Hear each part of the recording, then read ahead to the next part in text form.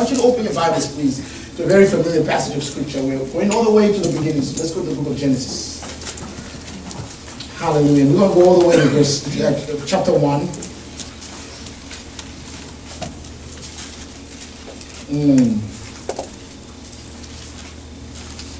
Let's speak a little bit about the attributes of the Father, but before I do, we're going to look at a few scriptures, but I want you to have not just a view of who God is, but the whole idea here is that we try and decipher the way God does the things he does. Amen. So we just don't want to know who God is, we want to know how he does what he does. And the reason why is because of the scripture I'm about to read right now. So Genesis chapter 1, if you're there, say amen. Amen. All right, now you got to wait for the preacher to get there. Hallelujah. Genesis chapter 1, I'm going to go all the way to verse 26, very familiar. And it says this, then God said, let us make man in our image and in our likeness, and let them rule over the fish of the sea, and the birds of the air, over the livestock, over all the earth, and over all creatures that move along the ground. So here's what the Father says. Here's the Lord speaking about his expectation and the very purpose for which he was creating humanity. Amen. So before we showed up, before he made the first man, he talked about us. Amen. And he allowed us to come into that inner conversation, that inner contemplation that he had about what he had in mind in the creation of man. Ladies and gentlemen, if you and I were to view the world as it is today, and just look at what humanity is doing to humanity. You know whether what is taking place with ISIS in the area of Syria, what is even taking place in these United States of America, the way one race treats another and vice versa, you know, the way people of a certain income bracket treat those that are beneath them. You know, when you look at the way humanity has been treating humanity, it is so easy to lose sight of the very reason why we were created in the first place. Yes. I was just looking, right, just reading world news just yesterday, just kind of catching up on something. My heart was broken. Really, really, my heart was broken. Whether I look at what is happening right now with Palestine and Israel, and the fact that it's taking place between a people that if you actually do some DNA sampling, you will find that they have a very strong genetic ties. Yes. They are both Semitic people. They are both an Abrahamic people. They're from the same family. Yes. So it's easy to just look at the way that things are and then to wonder, how in the world did we get here? And so some people then begin to communicate about God as if God has this obsession with judging mankind. He's about to come down, and whenever a disaster takes place, you see, that's the judgment of God upon those people. As if God has this fetish, this obsession with judging mankind and destroying humanity. And we can easily conclude that when we observe the kind of disasters that hit the earth, unless we go to scripture. That's why we've got to make a journey to find out what he said in the beginning. Because that's the only thing that will reveal what our true purpose is. You cannot take a sample or an analysis of present current affairs on the earth and come to a conclusion as to what God has in mind concerning us. That's right. And some preacher out there, and then God's going to destroy Russia, and then so-and-so is going to... And these are people groups. These are individuals. These are men and women. What is God's view toward humanity?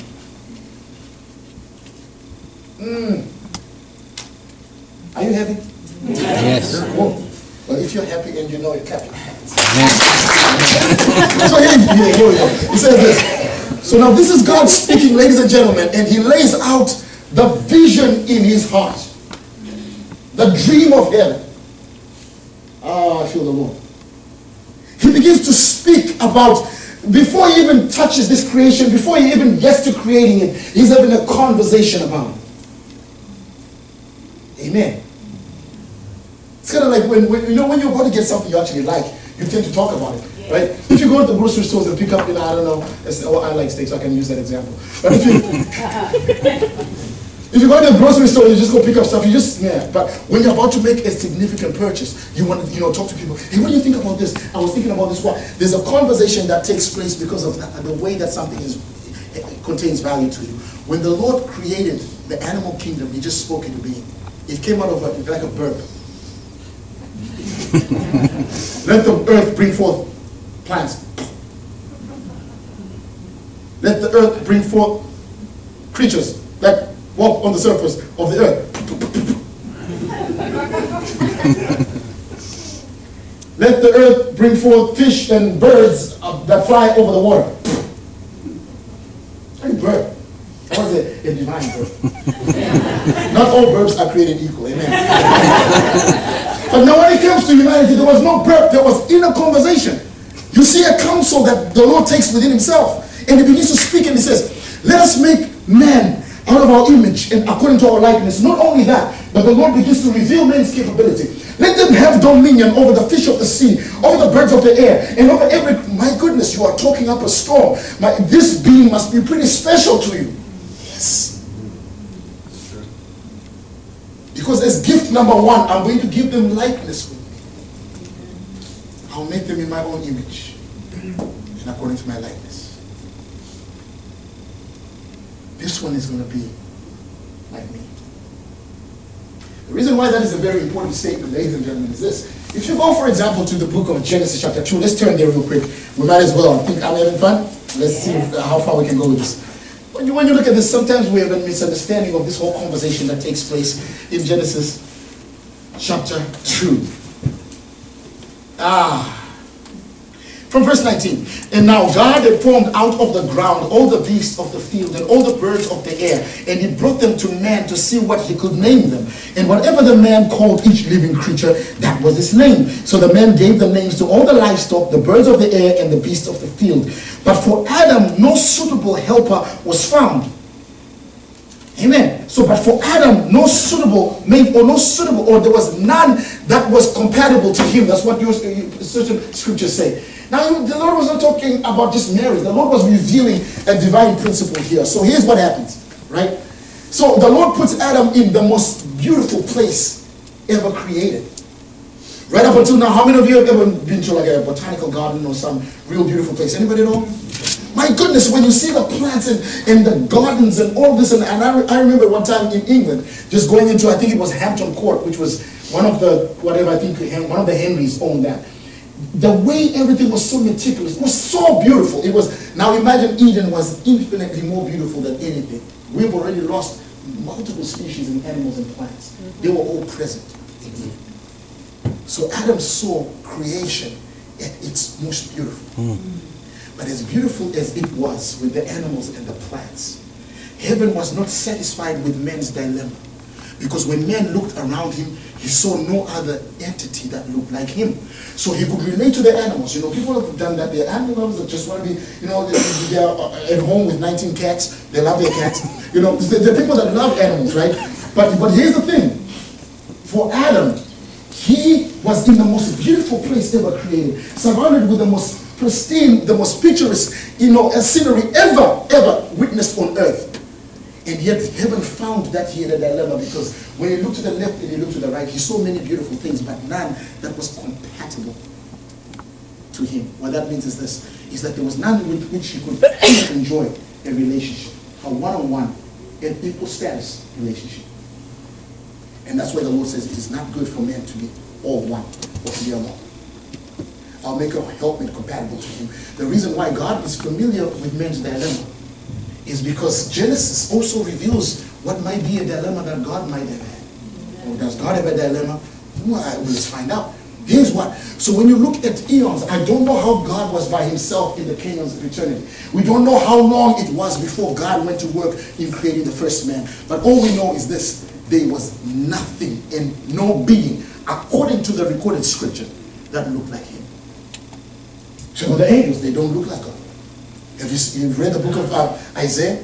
The book of Isaiah chapter 6, it speaks of angelic beings that were before the Lord. He said they had 6 wings. With 2 they covered their faces, with 2 they covered their feet, and with 2 they flew. And some of them had eyes all over them. Ezekiel, when he saw the angelic, he saw them as 4-faced. They had 4 faces. One had the face of a man, the face of a lion, the face of an eagle, the face of an ox. So God was surrounded by multiple angelic beings. Not a single one carried his image and his likeness. And so because there was no entity that was compatible with the Lord, he went on to create, and he says, let us make men in our image and according to our likeness. Let them bear my resemblance. How are we doing? That's why when Paul teaches about marriage in I think it's in Corinthians, or in the book of Ephesians actually, he says, oh, by the way, I'm not talking about marriage. I am discussing Christ and the church. After speaking up a storm about husband loving your wives as Christ loved the church, and wives being submissive to your husband, he says, oh, by the way, I'm not really teaching on marriage. I'm actually teaching about the relationship that exists between Christ and his church. What that is showing is that in this entity called humanity, God was finally going to find one that he gave his likeness, that he gave his image, that one with whom he could have fellowship with. That's why, let me tell you this, the Lord delights in fellowship with human beings. That's why whenever a human being delighted in fellowship with God, the Lord lifted that person up in the pages of history. Men like Enoch, where the Bible claims, and Enoch walked with God and was not, for God took him. Meaning he is a man that fulfilled the divine desire of walking with such closeness with God, that one day God says, you know what, come on home. He walked so far until he just kept on going all the way to heaven. And that's why when men like Abraham rose up, that had this impulse to love on God, the Lord looked around and said, that's my friend. Abraham is a friend of God. When men like Moses that were not satisfied with victory, Moses was not satisfied with much. You know, he had seen it all. That was one man that was difficult to impress. What can you tell Moses? Hey, you know, I saw a miracle. He says, oh, you want to talk miracles? Yeah, the first time, you know, for me, was this bush that was burning and wasn't consumed. And a voice came from the bush and gave me an assignment. I was 80 years old when I got my marching orders. So tell me your story. Oh, you know, I was in church and somebody, they got healed of a migraine. That's pretty impressive. Let me tell you miracles. The shepherd's staff that I held, the Lord told me to throw it to the ground. I threw it to the ground, it became a snake. And then he says, pick it up by the tail. Which anybody that has ever dealt with snakes know, that's probably the last thing you want to do, right? I picked it up by the tail and it became a snake again. So I've seen a few things. Well, you don't understand, you see, because I was in this one place and I saw this and then I saw that and he says, oh, okay, fine, listen. I went and took out the mightiest government on earth and all I had was a stick. Marched into Egypt, all the way into their version of their White House. I think at that time it was called, I don't know, like the Gold House, because they like gold. So they went all the way into that palace with nothing but a stick and told Pharaoh, hey, by the way, I'm about to take your entire labor force away. I'm taking the whole labor. I know your economy balances on your labor. I'm taking everybody. Who are you and who do you think you are? You and who else? Oh, me and So you could not impress Moses with miracles, ladies and gentlemen. He struck the waters of the Nile, they turned to blood. He picked up dust of Egypt, threw it in the air, it became lice. He called out frogs that infiltrated the entire hill. He called darkness and the sun refused to shine. You could not impress Moses with miracles. And yet Moses' greatest obsession, when he had an opportunity, was he said this to the Lord. Father, on this mission you're sending me, if you don't come with me, please don't send me. And the Lord says, no, I'll let my angel go before you. Victory is assured.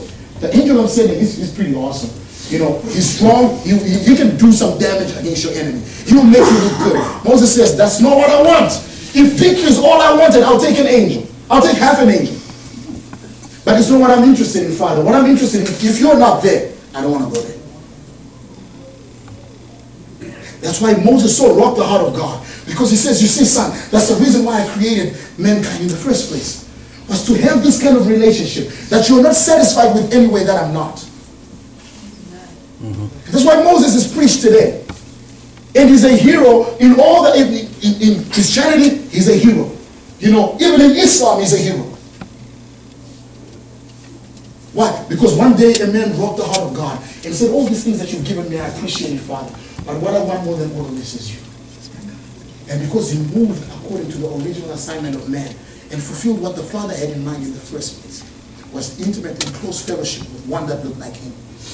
The Lord lifted this man who was really, what was Moses? Look at, what was Moses? Moses was a Hebrew child that was born at a time when kids that looked like him were getting slaughtered. And he was saved because his mom made a little basket and put him on the Nile River. And so really he was a kid that was appointed for death before he turned 2. He wasn't born on the right side of the tracks, no. But he was raised in an adopted home. Couldn't even be with his own family. was raised by someone else that said, okay, that's my, he was an adopted child into Pharaoh's house.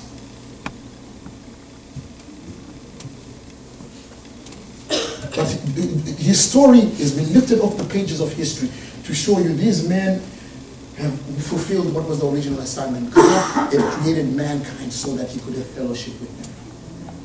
And mankind thought, oh, God is there so that we can do ministry. Before ministry existed, a relationship with God existed. Oh, God did this so we can preach the gospel. Before the gospel was communicated, God was reaching out to men and saying, I just want to know you, I want to get to know you, and I want you to get to know me. Here's what I've concluded, and I believe it is true. Anybody that avoids God and turns their back on God, it's not because they know him, it's usually because they don't. They just don't know him, that's all. Because those that have come to a true knowledge of him have given up all to go after him.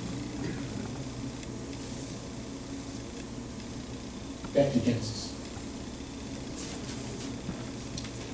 So the Lord says back to Genesis chapter 1, let us make man in our image and according to our likeness, and let them have dominion over the fish of the sea, over the birds of the air, and over everything that creeps upon the surface of the earth.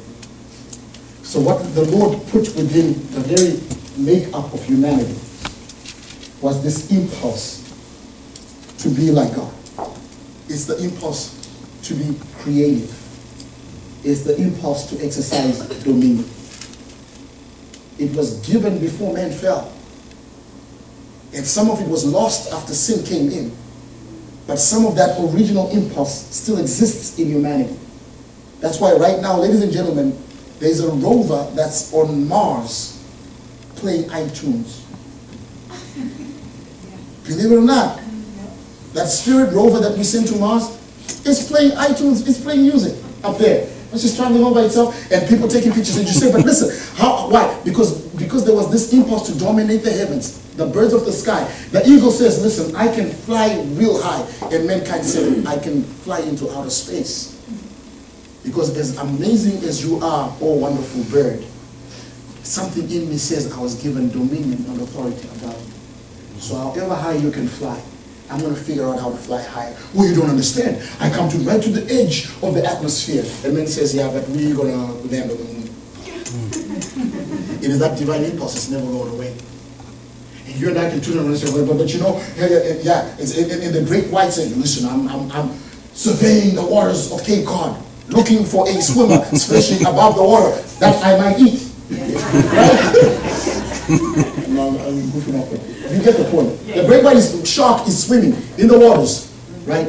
Mankind said we can drop deeper than that. And mankind, through, you know, you guys understand that some of the Navy divers with those contraptions that look like this can dive deeper than any other, you know, anything like even dolphins or fish or even someone else they can swim deeper than that. And right, you know, kilometers underwater right now, we have these little contraptions that are recording marine life at the deepest possible places. You said, but why is man going deeper than the sharks? Because of the divine impulse that the Lord gave when he says, I'm giving you dominion over the waters. And the fish says, listen, buddy, I can breathe underwater. And the scuba diver says, you know, listen, we can figure it out.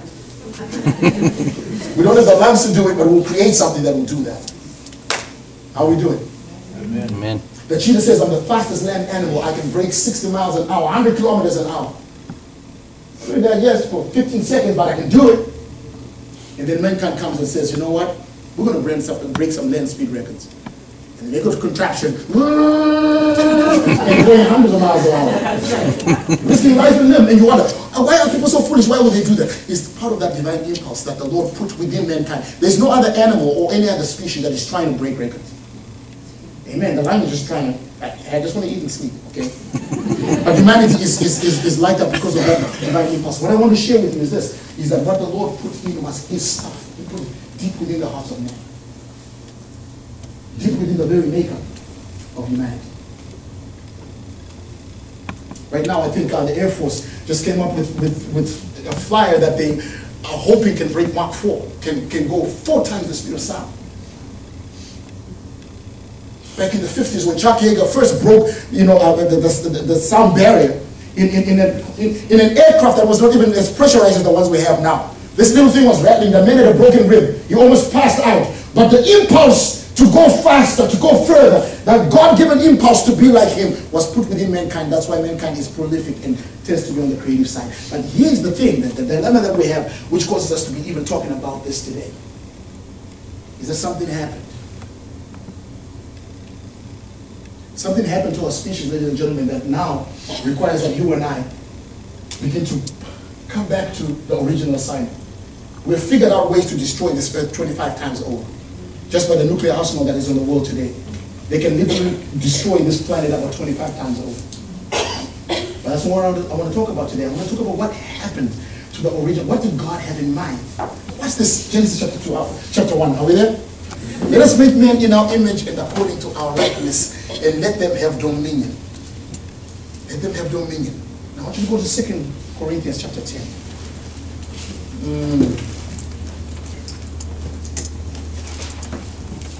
We're getting closer to my real message today. This was just a thought, we're just taking a walk.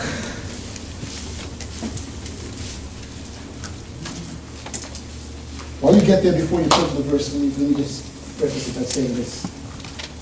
One of the gravest responsibilities, one of the most heavy, the most austere responsibilities that we have as humanity is the fact that we bear the image and the likeness of God. And so a lot of us have never really been trained as to how to handle such a responsibility. That's why, like I said, mankind has found ways to destroy himself.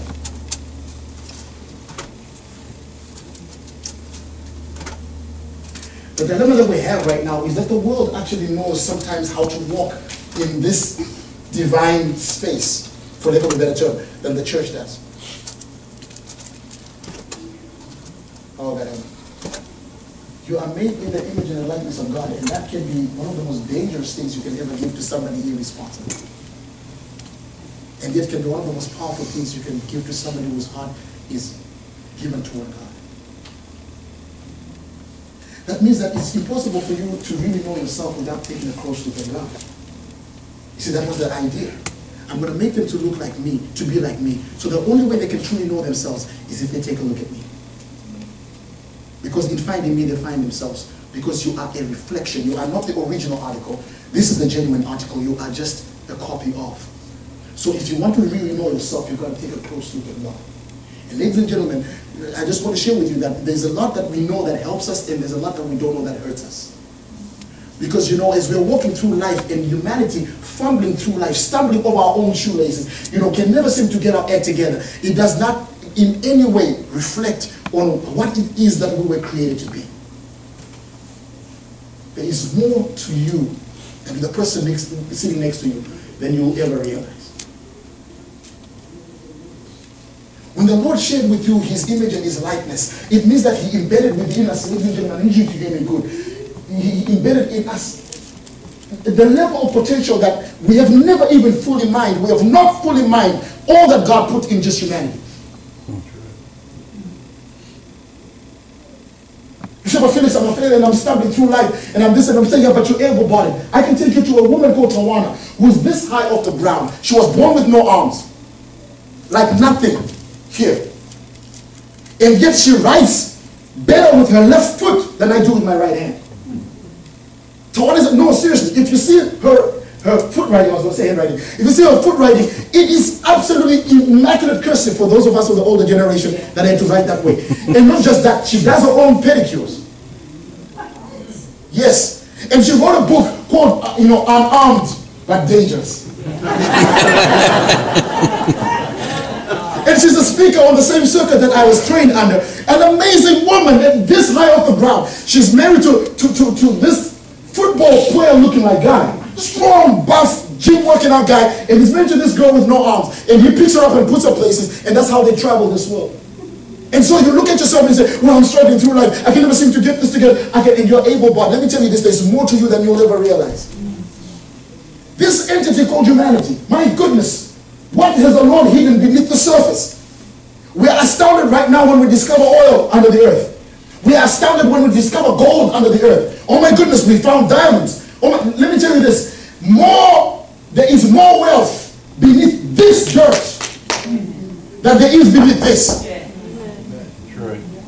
Because this dirt was created in the image and according to the likeness of God.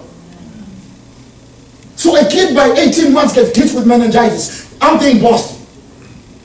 Right? So it takes her sight and it takes her hearing. Bam, bam. And any of you that understand this is that a child who cannot see can still both navigate through life. They learn to speak. Why? Because they can hear. They can hear. But if you take a child's eyes and then you take a child's ears, that child is, for all intents and purposes, supposed to be rendered completely worthless. Because now they cannot see just to lip read, but they cannot hear, so they can learn speech. And yet, she was one of the most amazing lecturers, one of the first women to graduate from university, in the Boston area. She was one of the most desired, one of the most sought after speakers and communicators ever. Her name was Helen Keller. Can't see, can't hear. And yet has outperformed all of us under this roof right now in just a portion of her life. You don't mess with this entity in whom God has invested his very image, in whom God has gifted with his image and his likeness.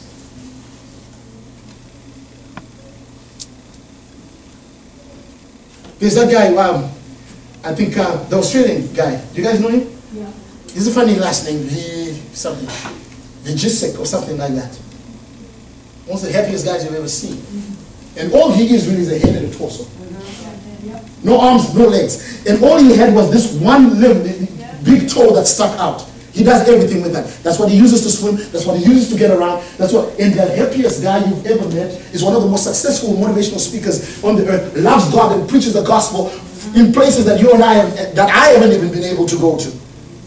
And yet you and I can look at ourselves and say, somehow justify the fact that we're famous. Somehow justify the fact that things don't work out. Let me tell you this. There is so much about what God has invested in the being that looks back at you every time you look in the mirror that you'll never realize. There is so much that the Lord did in you.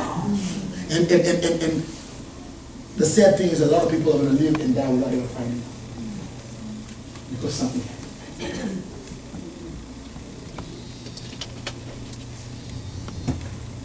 Oh, you know what? Mankind cannot run. Here's what people used to say. You can't run a mile in under 4 minutes. It's impossible. It's not biologically, it's impossible. Can't be done.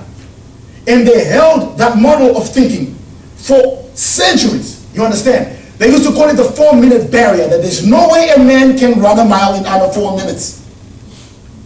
And you know what the geniuses of that day used to say? I believe mankind was given a certain number of heartbeats. So you that are athletic are probably killing yourselves because you're using up a lot of heartbeats. Oh, heaven help me. Until a medical student in Oxford, by the name of Roger Bannister, turned around and says, I think it can be done. I think it's possible. And everybody says, no, I don't think so. Nobody's ever been able to do it. Notice how it's always impossible until somebody does it, right? Yeah, everything. Can't fly, can't do nothing, can't swim until somebody does it. Roger Bannister then goes and he says, okay, fine. I'm going to train myself to peak, to my peak. And he had a coach. The coach was, I think he had won in the Olympics in Helsinki a number of years back. And the coach stood by this board, and they worked and worked and worked, and trial after trial after trial they failed. Trial after trial after trial they failed. And so he worked his body with such an inner knowledge of that. I'm going to peak in this weekend. I'm reaching my peak. If I don't break the 4-minute barrier this weekend, it's probably the last opportunity that I have. So here's what happens. They are pumped, they are ready. He has got 3 other guys that were going to pace him. 3 of his friends were going to run in front of him and run at a certain pace to make him move faster and then drop off when they get tired. And another guy would come in and they were going to break the 4-minute barrier. But here's what happens. All of a sudden, when they were at that track that morning, the weather acted like it never acted before. Out of nowhere, with no forecast like that, a storm blows in. Hailstorm, tears up the track. Contrary wind comes up that was going to oppose the direction he was going to run. So he says it was going to be a struggle to make it in good weather. Maybe it's impossible for us to do it now. And he was about to quit, and his coach says, no, we have not come this far to drop the towel. You're running today. But sir, the track is broken up. We'll fix the best that we can. But you're running today. And here's what happens. Roger Bannister running across, against a crosswind, against resistance. Boom, boom, boom, boom, boom, boom, boom, boom, boom, boom. And just like that, and just by fractions of seconds, breaks the 4-minute barrier. And then all of a sudden revealed to mankind a level of potential they never thought they had, that was always embedded in them, always given right from the book of Genesis, but never knew that they had that. And once he broke that, by the time that year was over, other runners had already broken the 4-minute barrier as well. And now the 4-minute barrier is like, that's what they do for practice. That's what they do for the warm-up run. Hey, warm-up run, let me do 4 minutes so that we can really go into the lower threes when the race starts. You understand what I'm saying? What I'm saying is this, ladies and gentlemen, the limitations that are on this species sometimes are limitations we have put upon ourselves. But God has invested his nature, his likeness, his essence into but one of his created species. And all our minds, some of us are contaminated with, is what's on MSNBC, what's on Fox News, doom, gloom, agony, and this is going to happen, and that's going to happen, and an earthquake is coming, and then this is going to happen, and then that is going to fall into the sea, and you have your mind occupied by everything except the thoughts that God had in mind when he created you and I. Let me tell you this, there is more to you. Well, I live in Danielson, and so what? Well, nobody ever rises and does anything from here. Really? Well, why don't you be the first? How dare you carry the image and the likeness of God and want to fumble through life and act like God is a failure? There is more to you. Simply because you are made in his image and according to his likeness. Simply because of that. The Wright brothers come up and they say, hey, listen, I think it's possible for something heavier than air to fly. Come on. What you been drinking, bro? No, seriously, guys. I really think, well, look at a bird. Yeah, well, that's a bird. Why? It was naturally gifted by God to fly. We don't have that gift. A few guys had tried up until then, you know, I'm sure some dude had like worn something and went over the roof, and as fast as he went up the edge, pancake. So there was ample evidence in the pursuit of flight that said this is where our limits lie. It didn't take scientists, by the way. It did not take geniuses, but according to worldly standards. It took sons of a brethren evangelist, a brethren preacher. That's what their father did for a living. He used to travel and preach. He said maybe bicycle repairmen. That's what they were. No, they were not these guys in the, with lab coats figuring stuff out. They repaired bicycles. And they turned around and what? And began to challenge conventional thinking. Began to challenge what was considered normal in their time. What was that? It was the impulse of God kicking, refusing to say this is the limitations imposed on our species. And they began to make the flyers. And they'll try and nothing would happen. In Kitty Hawk, North Carolina.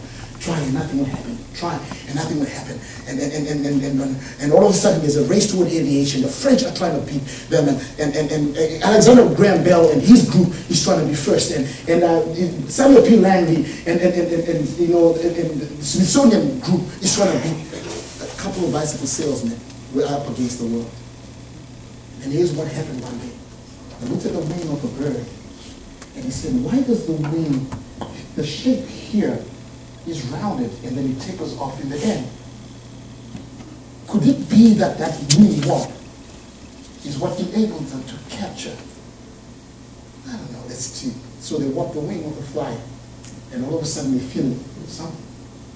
And they said, what if we shift the tail a little bit and we do this, and before you know it, out in North, the day before they actually broke through, the month before they did that, they tried to do a test run and that thing lifted off the ground and hit the ground with such force, one of the brothers almost died.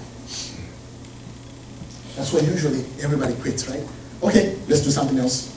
We're going to focus on stuff here on the ground. Stuff in the air might result in death, but no. They say, listen, well, I almost lost my life on this. We're going to make one more go with this. The other brother said, well, we run out of money, we got nothing left. And they said, no, but just one more time. They patched that thing together and made one more run. And in that run, they caught the air. And they flew for less than the length of a 747. And it came down again. And history changed. And the globe shrunk because of them. I told you I'm going to use them for a day. One day. Go there, pray over a building, catch the next flight back. That would have been something you planned for 2 years back in the day.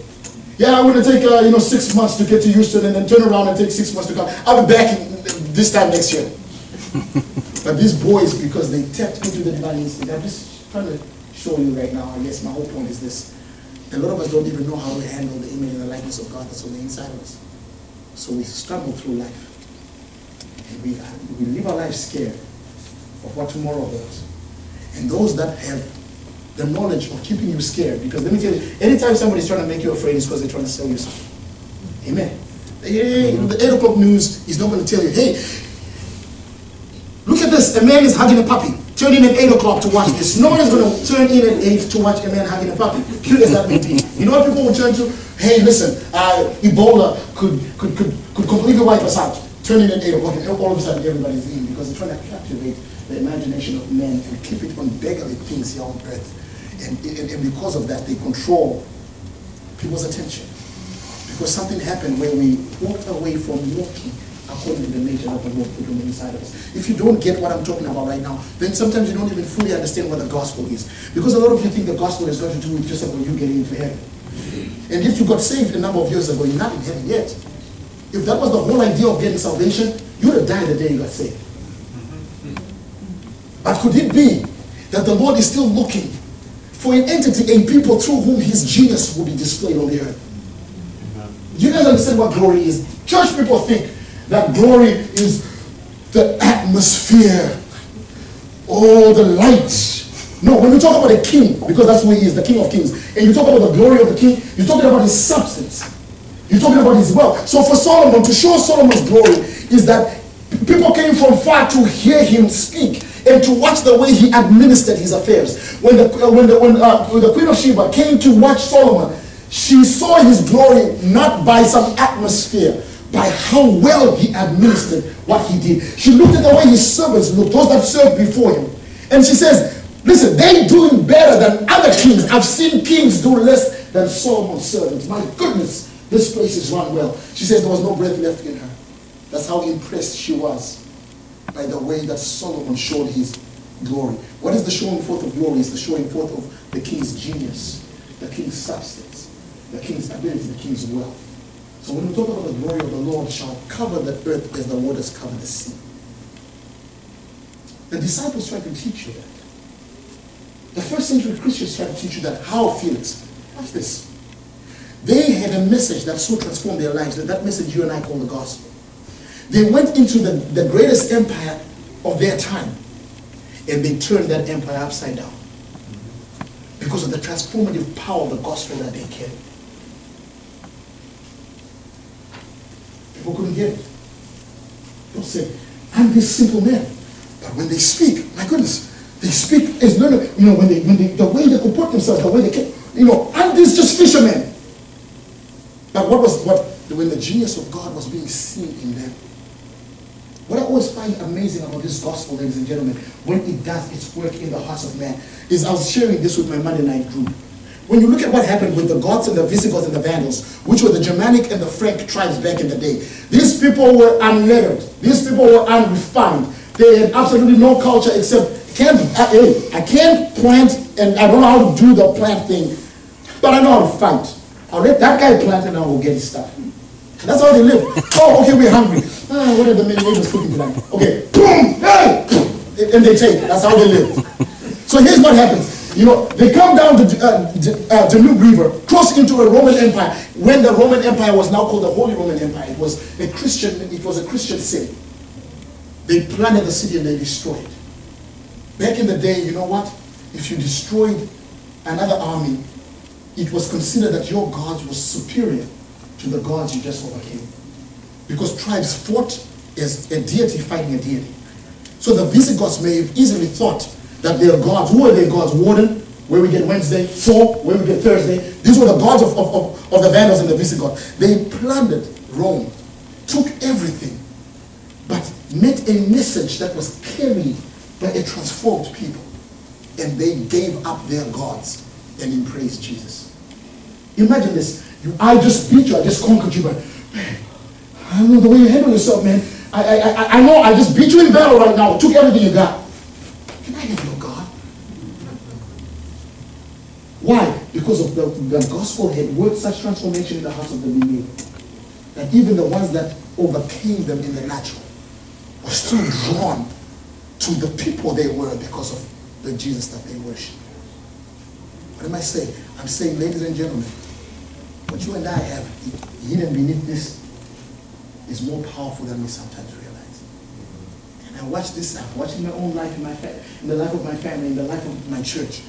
People that are called by God, image bearers of God, living in day-to-day depression, they're down and out, and life is so difficult and nothing ever works. And fumbling through life because the enemy has got your imagination and he has incarcerated your imagination and convinced you that you're less than who you really are. You're not born to be a failure. But I failed so many times. So, you right now in this moment, anybody present here, are miles ahead of the places where others start. You that live in these United States of America. You are miles ahead of where the rest of the world gets to start in their beginning. Amen. That's right.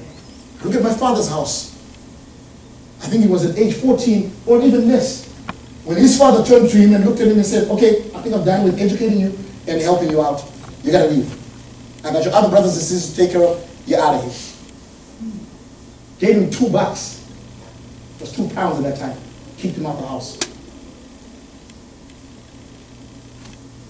Went looking around for something to do, could not find anything, found these guys that were in road constructing what in my country was called the Christmas pact. This was this new road work, and just asked, he's a 14, 15-year-old, guys, can I just carry the buckets? I'll cook for you guys while you work, please, I need something. And this guy's, hung out and say, okay, fine, kid.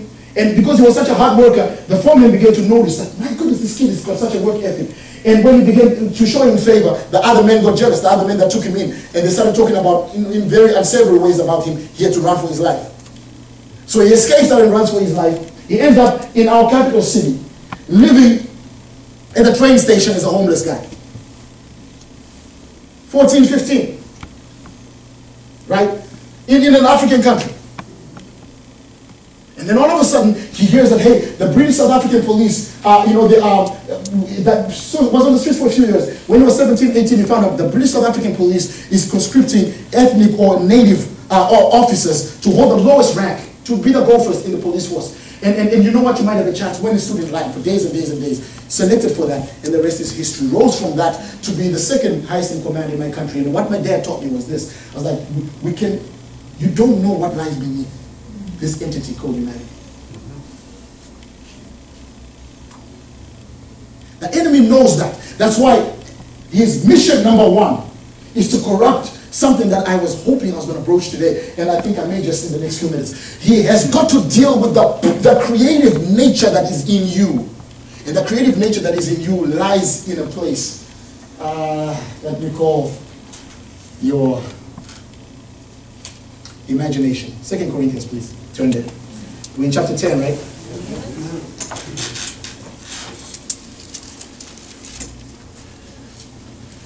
Today could be the beginning of a new walk. And some of you are like, Felix, I'm so successful, I'm beside myself, I'm so awesome. I'm like, you know what? You could be further than you would ever imagine. There's still some more in you. Oh yeah, because maybe right now your effect is just your family and those that are around you. The Lord wants you to, you may desire for you to have global influence. Somebody out in, I don't know, Zambia today may be closed because of something you did. Maybe looking at their family and saying, we've got a chance for a future because of something you did. And what can cause your influence to be global? You've just got to break out of this show that I'm in Daniels, I'm in Thompson, I'm in this little corner, and I don't really like, winter's coming, it's going to be so terrible. This is New England, right? This is so hot, my goodness, the humidity is just killing me. Oh my goodness, it's so cold. I can't believe this, I can't wait for this. Which one do you want? Which is it? This summer? Pick one! You can't hate them both. Well, it's New England, we're just like that. That's just what we are. If there's nothing to complain about, we'll invent something. Here's what the Bible says, 2 Corinthians chapter 10. The weapons that we fight with are not weapons of the world, they are not carnal. Verse 4. On the contrary, they have divine power to demolish strongholds. We demolish arguments and every pretension that sets itself against the knowledge of God. We take captive every thought and make it obedient to Christ. We'll be ready to punish every act of disobedience once your obedience is complete. Now, here's what it says. Can I see what your translation says? Roll it down a bit. Verse 4. For the weapons of our warfare are not carnal. That word carnal just means they're not earthly. They're not natural. We have supernatural weapons. What do? But they are mighty to God. My goodness, that means that your weaponry as a child of God is not just, it's pretty decent. No, it's mighty. Amen. Through God. For the pulling down of strongholds. Casting down imaginations. Casting down imaginations. Casting down imaginations.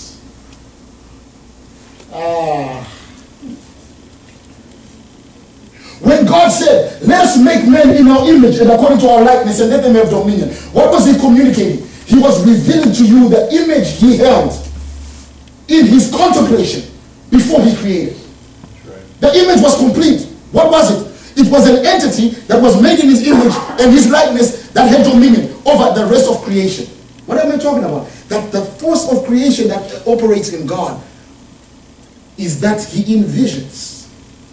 And then he makes, and then he compares what he has made to what he has envisioned. And he makes an assessment. So what do you say? When the Lord said, let there be light, and there was light, and he separated the light from the day. In the beginning and the evening and the morning were the first day.